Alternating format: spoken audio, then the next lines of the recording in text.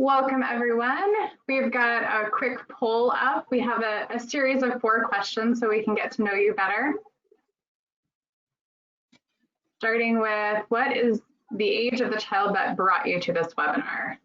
And it looks like we still, I know, have people trickling in, but so far it looks like we have 40% sort of in the 6 to 9 range, 20% 9 to 12, and 40% under 6, but it keeps shifting as people are answering. So all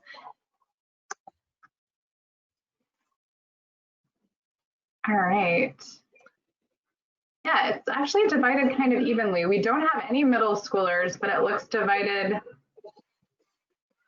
fairly evenly between lower, upper, and under 6. It's helpful to know that, Kelly. Yeah. Welcome, everybody. Yeah. So good to have you all joining us. Got a pretty good crew that has responded, so I think I might go ahead and move to the next question. Sure. All right. So next question is, does your child have their own phone?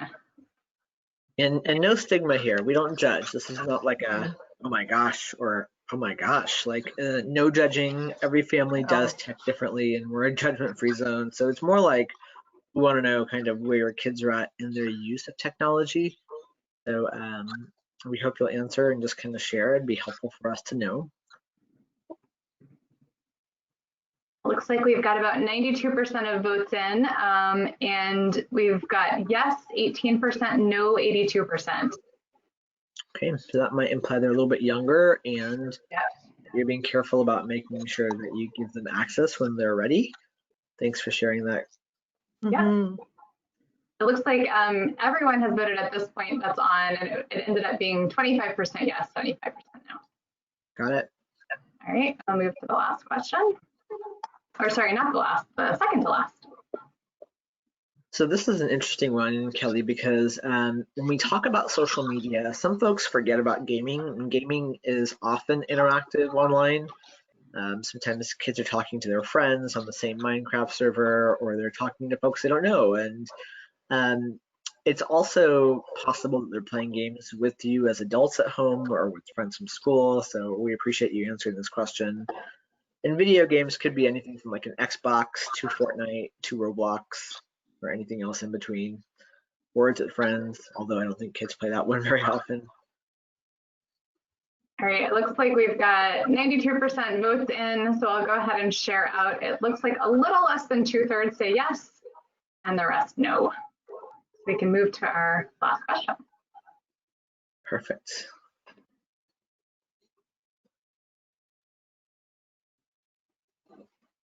You'll notice Facebook isn't on here. Well, what we hear from kids is that Facebook is for the elderly. Gloria's probably going to highlight that later on, but they're way beyond Facebook.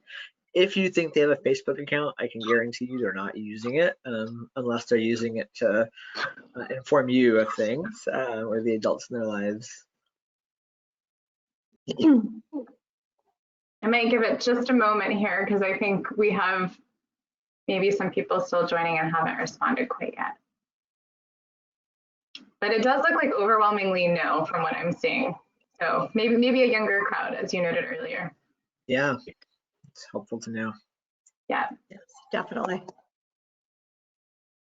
All right, well, we have lots of votes in. So it's 80% no, 20% yes. Great, thank you. Well, great. Welcome, everyone. I am so excited that you have all joined us today. I'm Kelly Haran. I'm a member of our programs team here at Guidepost Montessori, and I specialize at our elementary level. And I am very thrilled to welcome My Digital TAT2. Our Guidepost Montessori at Fort Mason campus in California has partnered with them for some programming, and so we're very excited to bring it to a wider audience. I always like to just mention that we're going to be recording this webinar just so that you're aware of that. And it will be made available, probably just give us a day or two on the Guidepost Montessori YouTube channel. So if you'd like to watch it again, or please reshare it with other people that you think might be interested. If you have questions as our guests are speaking, who I'll introduce in just a moment, if you would please put them in the questions tab, and Vinny will relay them to Gloria or answer them himself, just sort of however it applies.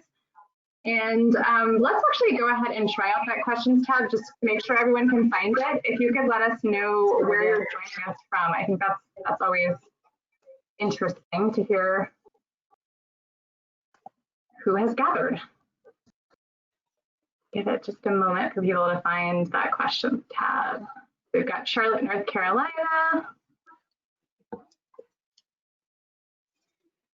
Someone has noted that yes, they have found the questions tab. Fantastic. Washington, D.C. Got an East Coast crowd, it looks like. Got Atlanta, California, Miami. All right. Well, good. Fantastic. That's awesome. It's my pleasure to introduce Gloria Moskowitz-Sweet and Vinny Aurora. Gloria is a licensed clinical social worker and co-founder of My Digital TAT2. She has been, I feel like I have to take a deep breath, a program developer, a school social work educator, a practitioner and professional presenter with over 3 decades of experience in all sorts of community settings. And for 2 decades, she worked as a lecturer at San Jose State University Graduate School of Social Work. She's also been involved in the creation of school-based mental wellness programs, bullying prevention programs, teacher in service, and professional workshops. And we also have Vinny, who is the executive director of My Digital TAT2. And Vinny began his career as a teacher, and he continues to coach teachers new to the profession. Prior to this venture, Vinny co-founded partychild.org, which is an organization that hosts birthday parties for homeless and low-income children. And he was awarded the Young Innovator Award from the Thrive Alliance for his donor engagement work. So both of our presenters bring a wealth of experience, and I'm going to turn things over to them. Thank you so much. I waved so everyone knew that I wasn't Gloria, even though it says her name. Just wanted to make sure you didn't mix us up. I could never be her. Thank you all for joining us. As a former educator, I taught Montessori math in the 90s in preschool, so little ones. It's great to be here at Guidepost talking with all of you about how we help our young people thrive online and offline. And Gloria is going to take us through the presentation, but just a little bit about our organization. We are a nonprofit organization, and we do work with schools, and we hope to work with you all in some way, shape, or form. A couple of things to note: if you have questions, please ask them, and we'll try to get to all of them at the end. And if we don't get to them, I would encourage you to go to Facebook. Our Facebook page has a lot of content and may have a lot of answers to your questions. Gloria co-founded My Digital TAT2 8 years ago because folks were needing support and guidance in responding to how young people use technology. So we're really youth informed and really believe in listening to young people and partnering with them to amplify their voice. With that, I'd like to welcome Gloria, and excited to have you all hear her presentation. Thank you, Vinny. Thank you, Kelly. It's been so fun planning this with you, Kelly. And I'm delighted that people are here from all over, and that you're here when your children are young, because this is the time to really be thinking about this very, very carefully. What does it mean to raise digitally resilient children? And I look forward to taking you on this journey. It's a journey that my co-founder, Erica Pelevin, and I have been on for actually, we founded this company 8 years ago, but we've been doing this work for quite a while. We're really curious and interested in how our kids are using digital technology and how we can enhance the use of digital technology and support them in it. We want to share today what we've learned with conversations with children from 3rd grade to 12th grade, and now over 27,000 children and teens about their digital lives. And what they tell us is there is no separation between being on and offline. It is one world for them. We'll talk more about that. But our goal today, my goal today, is for you to leave as parents feeling not fearful and frozen about this world and about the fact that all of our kids are using technology more. The fact that we are in such a unique and challenging time for parents and for kids and for educators. And this is the time where I feel like we can really strategize together how to use technology in the best interest of our children and how to engage them to use their critical thinking skills so that they can use technology mindfully, ethically, and kindly and not be used by technology or pulled into it in ways that isn't in their best interest. So that's my goal today. We come from a youth-informed perspective, and our belief is when we began this work, there was no adult that knew what was going on, how things transitioned so quickly. And being in Silicon Valley in California, we were in the heart of this at that time, and watching it literally felt overnight. My partner and I, Erica, and I went to kids directly to get their understanding and to learn what they were experiencing and feeling. And since then, we really see our organization as a youth-informed perspective, and we believe that young people of all ages are an integral part of the solution so that we can all use technology as the magnificent tool that it is. It's a challenging tool, but the magnificent tool that it is. But I also need to acknowledge the unique time we're in, just to begin this, because the idea of digital resilience to me is more important than ever. What we hear from our kids and what we all know is that our world globally changed overnight without any warning. And we've learned from our kids that this was initially kind of exciting, perhaps a little bit of a vacation, they thought, and then just confusing and for many difficult, but it changed overnight. And I know you are all experiencing that as well, because parenting changed overnight too. And I just need, as a parent, as an educator, to put out the fact that we are doing this we are learning this in very challenging times. And I also feel the opportunity to support our kids is greater now than ever. My Digital TAT2 helps kids develop the critical thinking skills they need to control technology and not be controlled by it. So that is our premise that we're going to be thinking about and going with as we continue forward. We believe in the power of technology and social media. We have seen kids do incredible things, learning strategies and solutions to problems that we didn't even know existed. We've watched kids collaborate together and learn in the classroom. We have seen the power of being able to see in ways that we never could have envisioned, and again, be part of strategizing solutions. We've worked with kids in the Bay Area that have come up with apps to feed the hungry, and we've worked with young innovators that are creating apps, new technologies that are amazing. And they're doing this at a very young age. And we also recognize the challenges, and the challenges are very real. I think for many of us, we all know YouTube can be, that rabbit hole that kind of just pulls you in and you just get stuck on it. We see that with our kids. I know that many of you as parents can recognize, that what it means when your child is on and how difficult it is to get them off devices. And the issue of sleep is an issue that I'm going to be talking about. And we know from working with over 27,000 kids that sleep is an issue that we have to pay very, very close attention to. What I want to start with is saying that developmental tasks have not changed. In spite of the fact that our world is different than the world that most of us grew up in, actually all of us grew up in, even for those of us that are more digital natives, what we have seen is that because technology changes so quickly, that what our middle schoolers are doing is very different than what our high schoolers are doing. And our high schoolers often feel like aged out of some of the platforms and things that our kids are on. And I know that what your younger children will be involved with technology will look different as well.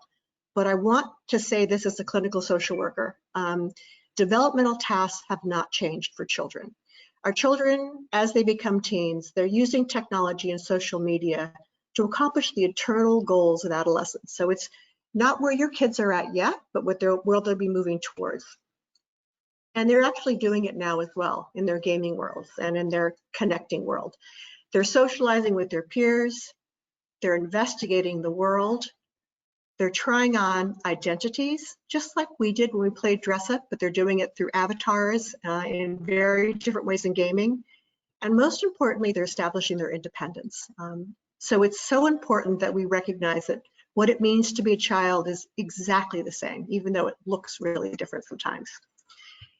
I want to put this out at the very beginning that you as a parent, as a caregiver, as a grandparent, whoever is the primary caretaker of their child, you know your child better than anyone, better than any specialist, better than any pediatrician. You are the expert. If a child is struggling in what we call the real world, and what they don't look at separately at all, particularly as they move into later elementary school, middle school, and high school, there is no separation between online and offline. But if we feel that a child is struggling, let's say with self-esteem, with gender identity, body image, anxiety, whatever the issue is, what we have seen as they get older is that they may carry that struggle into their online lives. But the same is true for their passions and interests. I have 3 boys. They are avid skiers, and that is a passion of theirs. And that passion is definitely on the slopes, and it's definitely in their online world. It's who they follow, it's their influencers, it's their heroes, it's where they live when they go online. It's one world. I'm just curious if you in the chat could talk about, and we'll talk about this more later, but how many of your kids are playing Minecraft? And this is where I so miss seeing you as an audience and chatting with you about this, because when we bring this up in the classroom, we work in the classroom with, again, 3rd graders through high school, we say Minecraft, roadblocks. I mean, they just get so excited, particularly when they see an adult curious about it. Their virtual hangouts are such an important part of their lives now more than ever. What we recognize in Minecraft, for example, Minecraft to me is this like Legos without losing the blocks. It's a creative, incredible game that many of our kids have gone back to. In fact, it's sort of an old school game that is now what kids are into. It can be deep or playful. It's a way of never being alone, and not just Minecraft, by the way, any form of virtual hangouts where it can feel like you have a group of kids in your house and you go into their room and there's just one little person there. It's a way of participating at their own comfort level. And most importantly, what we are seeing now, we're doing summer school, it's really not school, it's summer play with kids online. It's called Summer Road Trip. And what we're learning from our 4th graders and our 5th graders and our 6th graders is that being online for them right now, however they are online, whether it's Skyping or texting or Zooming or Google Hangouts, whatever it might be, gaming, it's a chance to connect in a world where they are so missing face-to-face connection with their friends. We had a conversation recently with a group of 4th graders, and we asked them what was the difference between online and offline friendship. And in our little Zoom room, a little hand went up of a 4th grade girl, and she said the biggest challenge for her was that she couldn't hug her friends right now. And so we are really seeing how difficult this is for kids and how important it is for them to connect, particularly when they can see their friend right now. But what I want you to think about is this question, and I want you to keep this question in mind throughout. Is it opening up their world, or is it closing it down? One of the things that we are always asked is, how do I know when we're dealing with an issue of overuse? How do I know when it becomes a problem? And I'm going to give you an example. We were working with 2 high school boys. One of the boys, and by the way, these boys were avid gamers, both of them. And one of them, they were both in the same grade, going into 9th grade. The game was League of Legends, and they were very excited about it. One boy's family had just experienced a pretty intense tragedy, loss of a grandparent, and the parents had gotten divorced, and the boy was really struggling with depression. He was using this game, from what we could see, to really deal with sadness. He would go in his room, close the door, not want to engage with other people, really kind of cutting people out. And what we really knew in working with this child is that this teenager, young teenager, was that it was closing down his world. Same gender, same age, same game. Boy too. He was what he called actually an important talker. He said, you know, he hated it when adults called him shy. He said, I'm not shy, I'm an important talker. I talk when it really makes a difference. What he found in the game League of Legends was that he was sort of at the top of his game, literally. Kids were looking up to him. He developed great mastery in this game and felt really good about it. The skills he learned in that game extended into what we would call the real world, extended into his connection with adults. He was able to make eye contact more. He was able to share his passion, and currently he is working in the game industry as a young adult and has found his passion. There's no question that it was opening up this child's world. So as you think about your own child or children, I want you to think about this question throughout. Is it opening up their world, or is it closing it down? I'm going to move into a little discussion about the evolving landscape. And I know all of you have elementary school children and some younger, but where social media becomes very focused for these kids is as they move into later elementary, and I mean, they're very aware of it at this point. They may have no access, but they're really aware of it, and definitely middle school. So I want to share a little bit about what we're learning from kids about this evolving landscape. What we see from kids is that they're looking for acceptance. No different than we might be when we make a Facebook post or Instagram post. We're looking to see who's paying attention. They're hoping to be noticed. This is an interesting one to us, and we've talked with kids a lot about this. They're struggling to stay relevant. They are definitely paying attention to how many likes and how many comments they get. And they're doing this thing called strategic posting, where they post at a certain time during the day to be sure that it has the chance of getting the most likes. The interesting thing about this now is all hours are kind of strategic as kids are quarantining, and but they're paying attention carefully to the times where they get the most likes and the most comments in their struggle to be relevant. And that is that piece of strategic posting. I love this quote by one of the students we work with. We have middle school and high school advisors we work with throughout the school year. And we also work in the classroom with our 4th graders through middle schoolers. This 10th grade student said, your online reputation is kind of a trailer to your movie. You have to make people interested enough to watch. And we found this comment so interesting and compelling. Now, I just want you to think for a little bit about two things. First of all, I'd love you to, I wish I could see you all and you could just shout this out. We all know what this is, the whack-a-mole game. And we remember, this game. It's, you hit one thing and it pops up somewhere else. So with this question and with this in mind, my question to you is there an it site? Do you think there's an it site? And in the chat, if you could write down what you think the it site is right now, I would love you to do that. Give you just a little bit of time to do that. And what we found when we first began this work was there was an it site, and it was all about Facebook initially. It was, I believe this goes way back. I mean, kids were on MySpace and then it moved into Facebook. And what we have seen now is that there are endless sites. There are so many places to go. And this causes families a lot of concern, or where are my kids going and is it safe?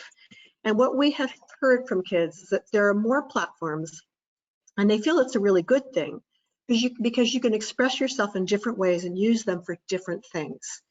And what I want to do is quickly go through some of the current apps that we're seeing for those of you that have later elementary kids, and with the recognition to those of you that have younger children that this is going to look different. This will be different, but there will be something that will take its place. Instagram is clearly where our kids are, and as Vinny mentioned earlier, they have made it very clear to us that Facebook is for the elderly, and if they have a Facebook account, they may be using it to chat or to connect with grandparents and parents, but it's definitely not where they live. On Instagram, what we have seen with our middle schoolers and our high schoolers is that they often have a public and a private account. And when we share this with parents, there's immediate concern. My goodness, you know, what does this mean that they have a public and private? And what we think of is the fact that we often, as we moved into middle school and high school, had a diary that was our way of keeping private in the world. And that's really what kids are doing here. Again, remembering that developmental tasks are not any different. They want a place for just a few of their friends where they can be more who they are. It's for connection and expression, and Instagrams often have very, very distinct themes, colors, styles, a signature, and it's a more artistic place for our kids to express themselves. One of the things that I think are important to think about and talk about with kids is this barometer of popularity that we see for kids. They will often post what they call a like for a like. If I like you, I like something, I expect a like back. If I comment, I expect a comment back. And this is an incredibly important area to pay attention to and to talk with our kids about. We've seen it used for retaliation. Kids can be definitely, it's often in the form of what kids call blims, which is subliminal texting, where no adult really knows what's going on, but they can say, she thinks she's all that. And an adult may look at this and go, I have no idea what this means, but kids will be very clear and they'll know what it means. And it can also be used to exclude people. And there's a live video and comment feature, and it has this ephemeral feature, very much like Snapchat. As the video ends, it disappears. But one thing we're seeing during quarantine is that teens are tired of Instagram. And I can't make this a general statement, but it's definitely a trend. And one of the reasons that they're getting really tired of it is what we're seeing is sort of this pressure to post everything's perfect. There's this, I think our version of it would be the baking bread and the sourdough bread and the perfect scenarios that we know are not perfect at all right now. That's very much what our advisors this summer are talking about, and it's pushing them away from this app and making them feel uncomfortable with it, which we found really interesting. I have to talk a bit about Snapchat, and when I talk to younger kids, we don't talk with them about it, but they definitely know about it. It is clearly replacing text for our middle schoolers. Its real-time stories can cause jealousy and sadness. We've seen that with our kids. They can see if there's a gathering happening, a pool party going on, for example, and they're not invited to it. They're getting their news from Snapchat, which is interesting, and they're actually finding out a lot of material on Snapchat, and some of it's quite good. It's ephemeral, so it can cause impulsivity, and it can make them rush. And screenshots, we want them to understand that it's not, that nothing disappears. That part of why we, well, all of why we call ourselves My Digital Tattoo is once you post it, it's there forever and it never goes away. And that if they can begin to really understand that from the inside out, they recognize that a screenshot, you know, you may have something disappear in 5 seconds, but that's a lifetime for a screenshot. And it can be used for revenge, but it can also be used for support. We have seen kids that were experiencing early forms of bullying and upstanders that took a screenshot and took it to a concerned teacher, principal, and really were allies and supporters to their friends. So it's a great feature when it's used positively.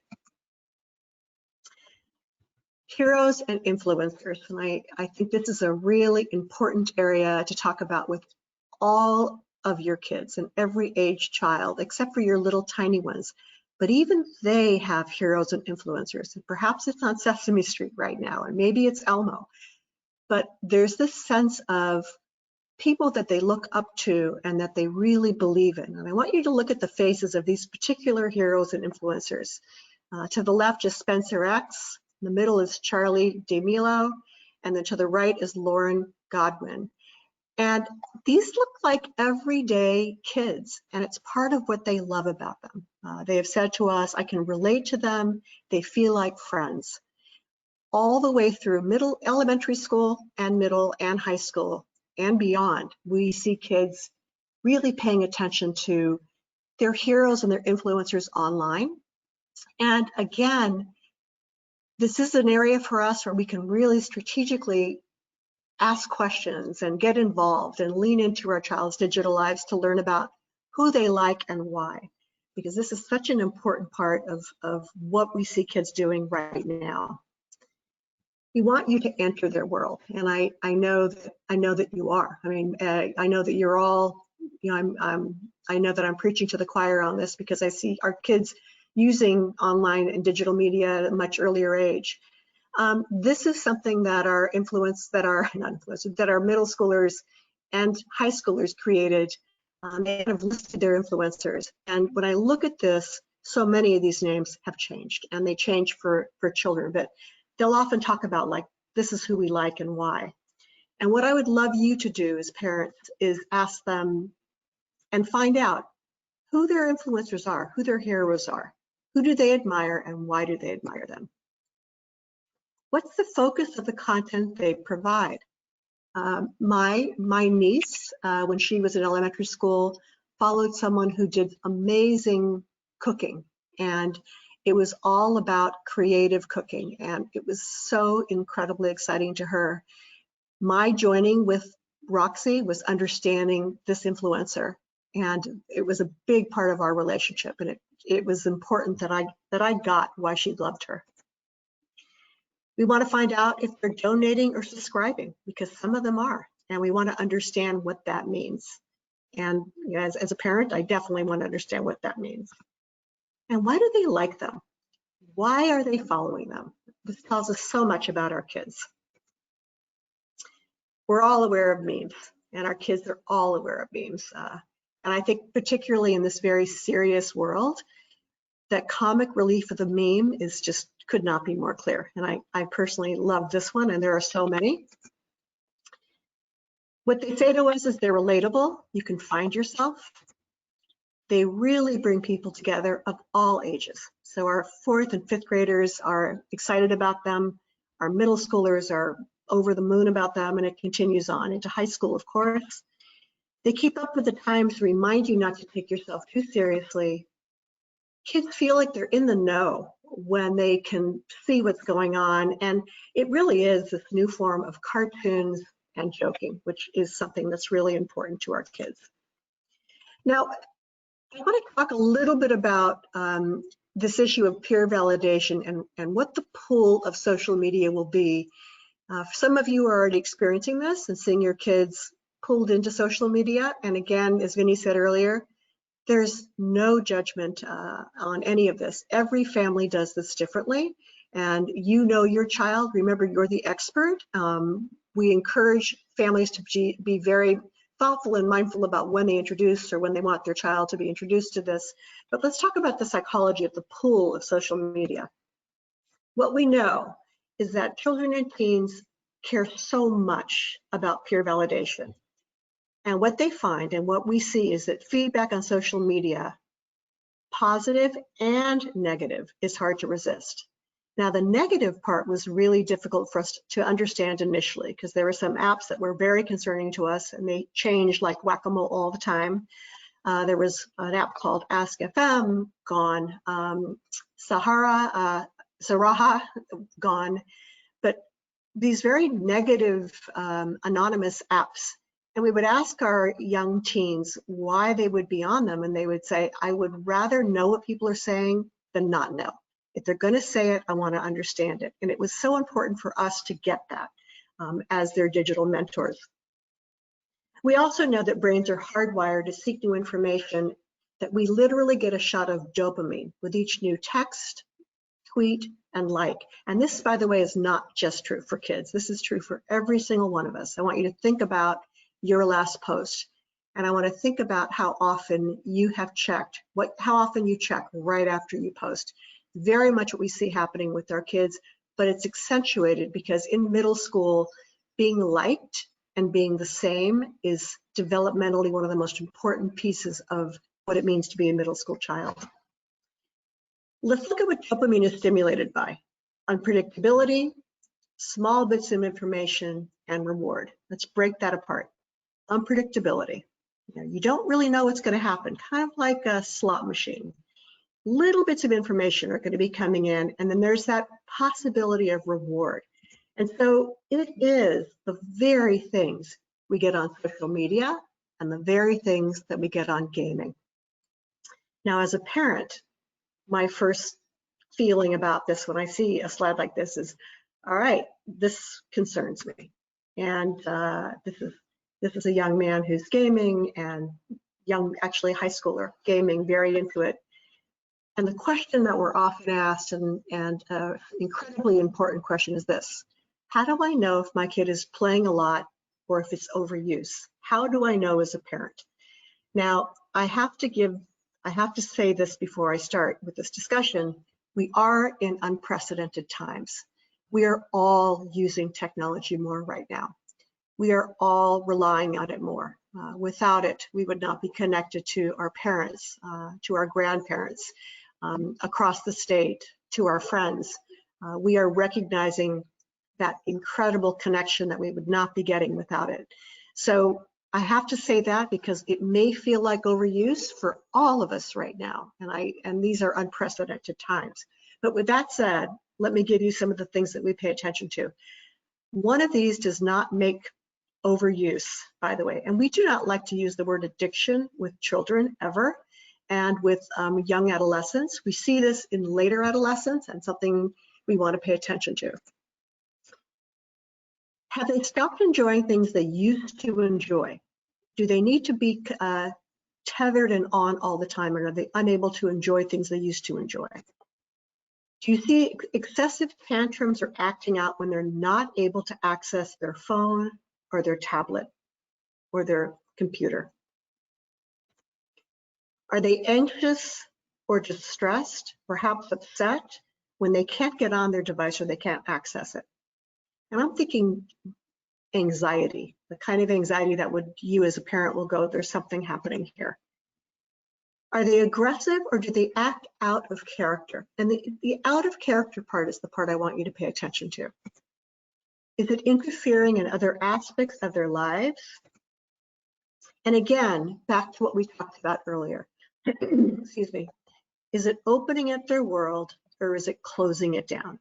And that's the question that you as a parent can answer way more than anybody else. And it's not just a kid thing, and we all know this. And this is where I want to challenge all of us. And I'm going to just say I am right there. We are all there trying to figure out how to use technology mindfully, and how to not get tethered into it and pulled into it. So it's clearly not just a kid thing. When we talk to our 4th and 5th graders, we often show them an old school video of someone who's not paying attention while a person's talking to them, and just on, kind of in his mind on everything possible besides that conversation. When we first showed them this video a number of years ago, they would see themselves. Yeah, I love to game, I'm always doing that. Over the last 2 years, they have seen their families, they have seen their parents, they have seen their siblings. They're really paying attention to what they say is our digital overuse. And they often paint pictures that look a bit like this. I'm there, but I feel like my parents aren't. Many of our kids talk about the fact that they're unable to connect with their siblings the way they used to, that playing with their older cousins causes them a lot of sadness because they feel like they want to play and they can't pull them in. And I personally can relate to this one right now. I think my dog knows every time I'm on a device because I can feel him walk differently on walks with me. I feel like when I'm on a device, I just experienced it this morning talking to Vinny. I have my headphones on. It's in my back pocket, and all of a sudden he walks differently. And I really believe that they're tuned into this as well. So what I want to say about this, and it's really, again, with no judgment at all, because we're all really working this, is behavior is caught, not taught. It's something I've learned as a parent, thinking that my lectures would hold true to this day. I have young men right now. I no longer have young children. And I think about my amazing lectures, and I think they have absolutely no memory of them at all. But I do see this. I do see that what they saw me do, I see that in their young adult life. I see them having learned by what I did, not what I said. So we know that behavior is caught, not taught. And what I really want you to think about as a parent and caregiver is the importance of modeling the behavior that you want to see. And this is the golden time to do it when your children are young. So this tool is here to stay, whatever that tool is, whatever app it's going to be later, whatever form of technology we're going to be dealing with. We can't ban it, and I'm not asking you to not at times ban it because you will need to, but we can clearly set limits, and we need to set limits, and we can address the behavior that concerns us. And with that said, I really want to take the next 20 minutes and talk strategy. What can we do during a time when our kids are on devices more than ever to raise digitally resilient children? And I know that this is what's most important to all of us. Let's talk about putting the pause in how we use devices. And these are strategies that many of you may already be using. And if I can leave you with one strategy that you're not using, I'll feel great. And if there's a few more, that's wonderful, but you already are probably on to many of these things that we are seeing as important. Turning off autoplay. That feature that makes videos continue to stream and encourages us to binge watch. Turning off autoplay makes an enormous difference for us and for our kids. And what we have learned from our kids is that if we encourage them to turn off autoplay and we don't do it, again, that behavior is caught, not taught. So we have to model that behavior. We have to do it as a family. Turning off notifications, those pings and those prods that get you to check your app, that make us look mindlessly and then go into that scroll that we often don't want to be on, that can pull us in for hours. Turning off notifications can make an enormous difference. And I want to say something about Snapchat streaks. Some of you may know about this and some of you may not. It's a Snapchat feature that our kids are pulling away from right now, which we're delighted to see, where they often felt so tethered to Snapchat, the app, where they would have to keep a streak going. And there were YouTube videos where one person would send, it could be a photograph or even a K or a KK, and the other one would have to send something back within 24 hours. And if you broke the streak, it was like a breakup. Friendships often were decimated from this. Kids would have friends babysit their Snapchats while they went on vacation. They were really concerned about the breaking of a Snapchat streak. How important is it to help your kids understand how companies like Snapchat are getting them to use this product more? And what we have found in discussions with kids is it's not just by telling them, but it's by engaging them. It's by engaging their critical thinking skills and by talking about it together as a family. And then you get these kind of epiphanies. And I love it when I get this kind of epiphany. This is an 8th grade student where we were talking about Snapchat, and all of a sudden one of them said, wow, Snapchat is hella smart to make me feel like I have to do this. And that whole group of 8th graders had this aha moment, this epiphany, and we know that they were going to use this app differently and much more mindfully. So those are the kinds of discussions that we want you to begin to have with your kids in developmentally appropriate ways, in whatever they're doing online, gaming, whatever they are doing currently. This is just a great time to begin that discussion with them. We want to help kids understand their why. And we want to understand our why too. Now, why am I picking up my phone, my device, my iPad, whatever it might be? Why am I picking it up? Am I bored? Am I lonely? Am I sad? Am I uncomfortable? And this is a really important question. Does spending time on this app make me feel energized, or does it make me feel drained? And if we could encourage this conversation in a non-judgmental way, we can really support our kids to use technology and not be used by technology. Because to us, that's the most important piece. How can they use it in a way that's productive and in their best interest, and not have a company like Snapchat pull them into something mindless, like streaking, that is really in not the best interest of our kids, but in the best interest of the company. If you, as Vinny mentioned earlier, on our Facebook page, all of these posters are there, and you are so welcome to get them and download them. And here's a couple strategies that we have used with kids in elementary school. The idea of thinking before you post. And we just find this to be such a great thing to help them think about. Think before you post, before you push send, before you like, before you do anything, before you tag. Is it true? Is it helpful? Is it inspiring? Is it necessary? Is it kind? And if one of those pieces are missing, it's okay to have the thought. It's okay to have the feeling, but you don't have to post it. You don't have to put it out there. You don't have to have that impact your digital tattoo and the digital tattoo of others. So this process of thinking is so important. And we find that kids often, and adults, make the most mistakes when we move quickly. But if we could slow this process down, we often have kids put this poster right in front of devices they're using to support them in really slowing down and thinking before they do anything. We encourage kids, again, it's with this thinking in mind, to take a moment to practice the pause and to really understand what they're feeling. And our belief is if they can name it, they can tame it. Are you angry? Are you tired? Are you sad? Because sometimes when we're feeling those things, we may put something out there that's going to really damage someone else or damage us. But if we pause, take that little moment to practice the pause and to think, it can really change our behavior.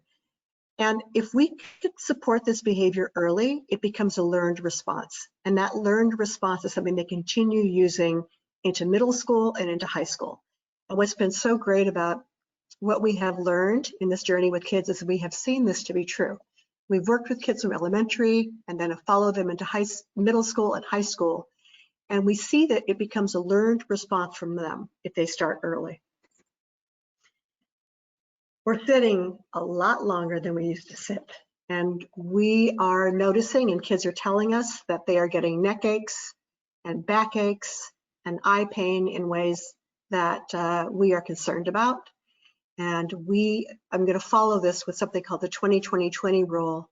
But we want kids to take stretch breaks, and just this fun poster in their room, in the kitchen, in the family room, wherever, that they can get up and do something fun, and that you can do it as a family. And we've done this in the classroom with kids, and they just love it, particularly when adults are doing what they call being bendy with them. They love when we're bending with them.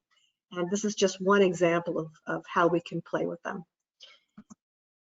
We definitely want kids to understand the 20-20-20 rule. And we are finding that kids are doing this more and more because their ophthalmologists and optometrists are talking with them about this. We're encouraging them every 20 minutes to take at least a 20-second break and look at something 20 feet away.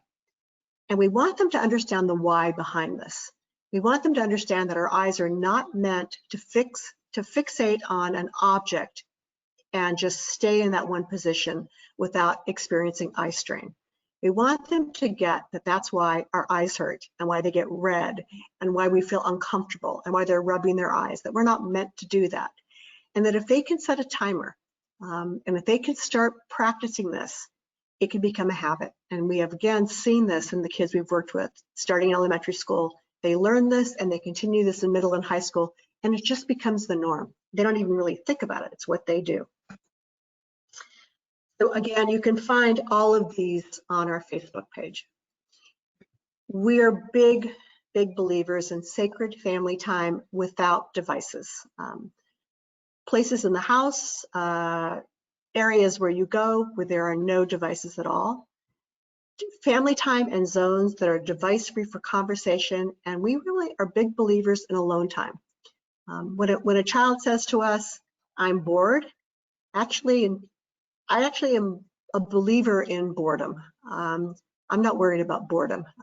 Some of the most creative thinking and innovation has come from alone time.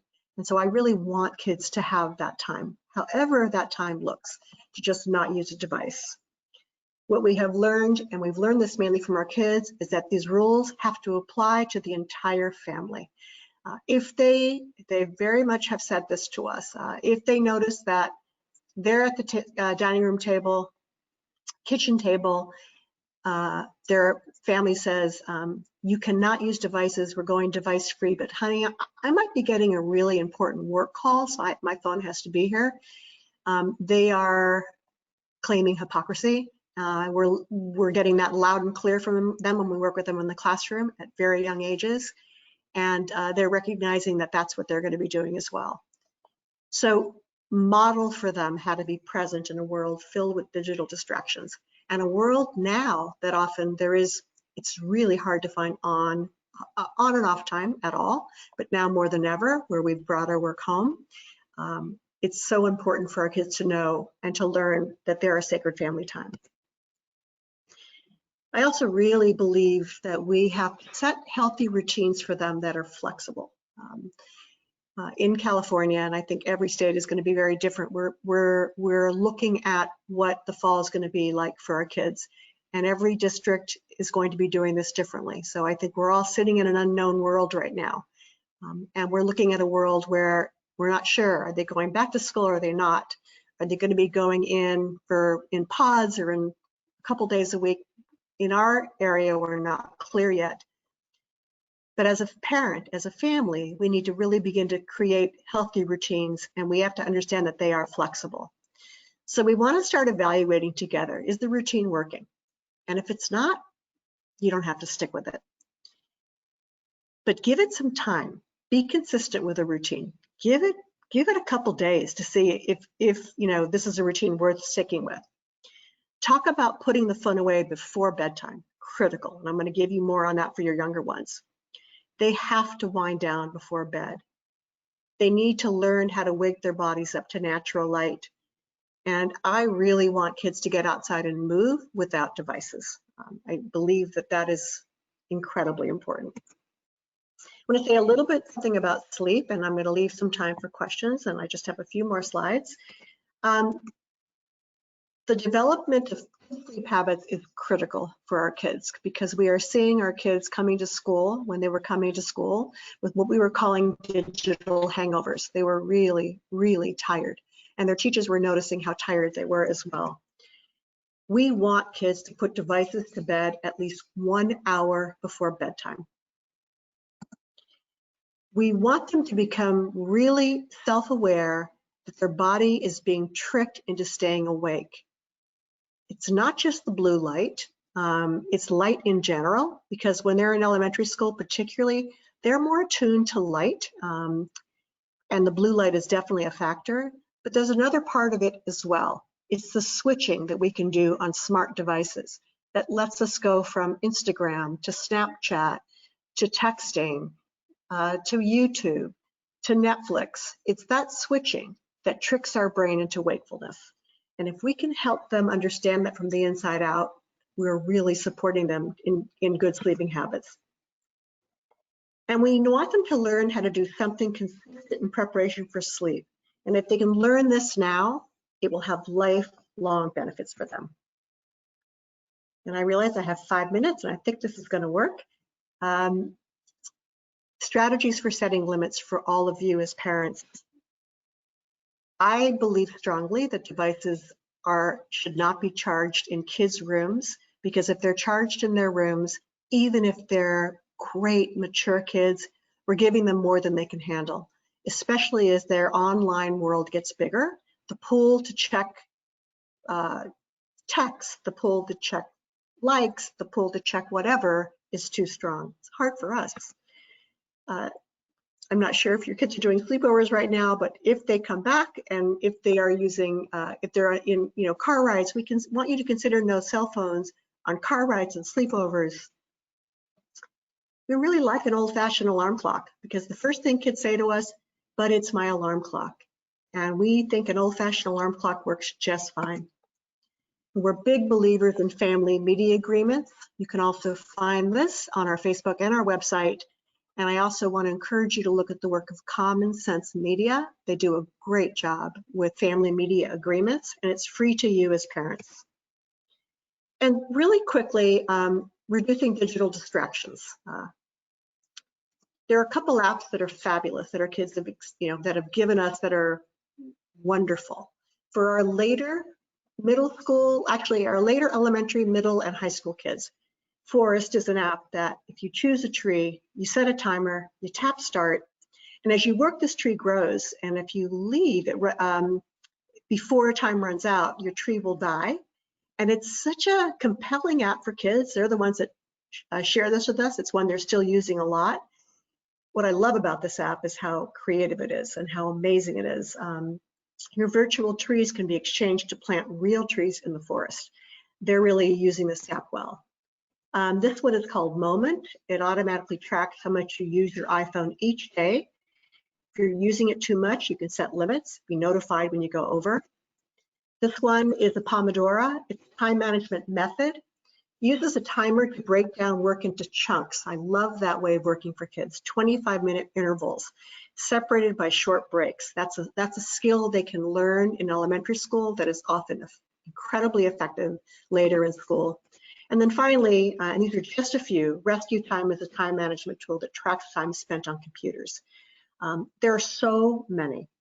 But I want to say, and I also want to give you some parent control apps for iPhone and iPads in 2020. And as I give these to you, I want to say something very important to them. So here's iGlue. These are extensive parental control options, can work across a range of devices. This one's called Safer Kid. It's a text monitoring app. I like that it's designed to combat online bullying. This one's called Net Sanity. Love that name. It includes app blockers, digital timeouts, which is interesting, screen time scheduled features. And then finally, and again, these are just a few, there are so many, is Family Safe. It gives you live location monitoring and a comprehensive look at your child's online activity. But I want to say something really important about using technology to fix technology, because we've learned from our kids that there are no simple tech fixes ever. And I just have to share, I always love looking at the comment section from parents and from kids after these new parental control apps come out. And here's one of them. My daughter figured out in no time that all you need to do when the phone hits the time limit is go to settings and change the date and time. Please fix this, in all caps. And this one came from a 13-year-old. Kids that have the know-how, like me, and most of us do, can't be affected because we are simply too smart for these so-called parental control apps. That's a 13-year-old. It is not a quick fix, and it's not about just technology, ever. It's an ongoing conversation, and I honestly believe that we're the fix. We have to lead into their lives, we have to understand it, and it's an ongoing conversation. But finally, what is digital resilience? It's the ability to think critically and reflect on what parts of technology use are truly meaningful, recognize market manipulation and not be defined by it, to assess when social technology detracts from their lives, to be the boss of their own attention, to make these decisions on their own as technology continues to change. And I'm going to just pass this because I want to actually just quickly on this one. We are their digital mentors. There is no one-size-fits-all approach. Remember that. Is it focus on, is it opening up the world or closing it down? Talk often about responsible, ethical, and kind use. It's an ongoing conversation with our kids. And finally, thank you so much for joining us. And I'm going to hand it over to Vinny right now, who's going to go into questions. Thanks, Gloria. I really always learn something new, and I want to encourage you all. I'm not just saying this for marketing. We post a ton of resources on Facebook, articles, videos, posters. So follow us on Facebook, or at least visit the Facebook page to get resources. It's much more up to date than our website, which will be launching a new version soon. The Media in the Middle podcast is run by youth for adults that care about them. So I think if you're curious to hear what kids are talking about um, quarantine, we have a series called Quarantine, TEEN, gaming, about movements like Black Lives Matter. I would go to Media in the Middle on Apple or Spotify or anywhere you listen to podcasts. I know that some of you have questions, and we tried to get some of the questions in the program. So as you asked about how to set boundaries, so far we tried to get to some of those. We're out of time for today, but we are going to invite you, and Kelly will help facilitate this, to like a Facebook Live Q&A probably at the end of August, right before the school year or around the school year start time. And we'd love to have you join us then and ask any questions. Thank you so much for joining us. And Kelly, thank you for the opportunity. Thank you very much. I'll follow up in an email to everybody with the information about the Facebook Live. Thank you so much for joining us, Vinny and Gloria, and to all of the folks out there in the webinar world. Sounds good. Take care, everybody. Be well and be safe. Everybody. All right, Bye. bye.